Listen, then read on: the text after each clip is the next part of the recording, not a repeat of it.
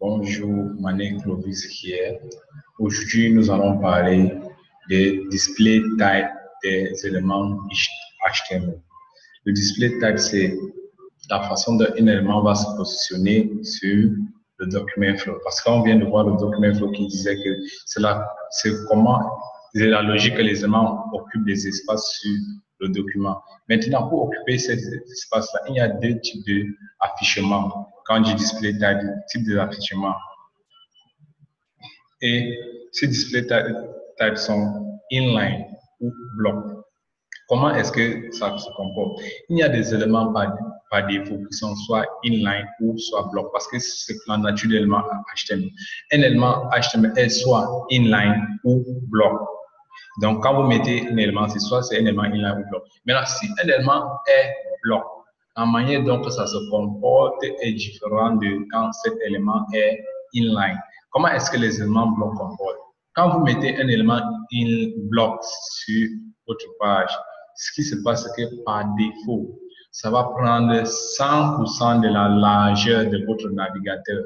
C'est-à-dire, vous ne pouvez plus placer un élément côte à côte à cet élément. Côte à côte, quand je dis côte à côte, ok.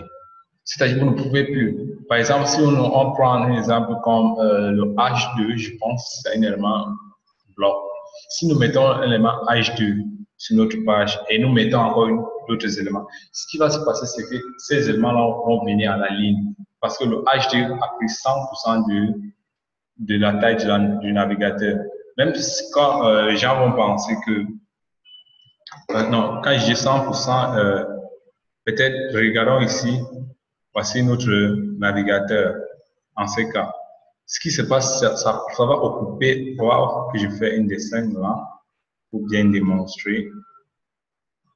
Prenons que voici la largeur de notre navigateur.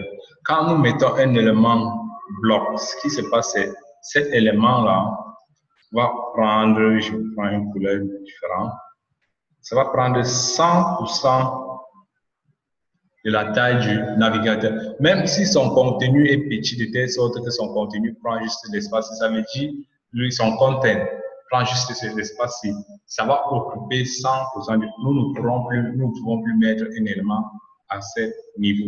C'est comme ça que les éléments blocs fonctionnent. Et les éléments inline comportent de telle sorte que quand vous mettez un élément inline, ce qui se passe, c'est ça wrap content.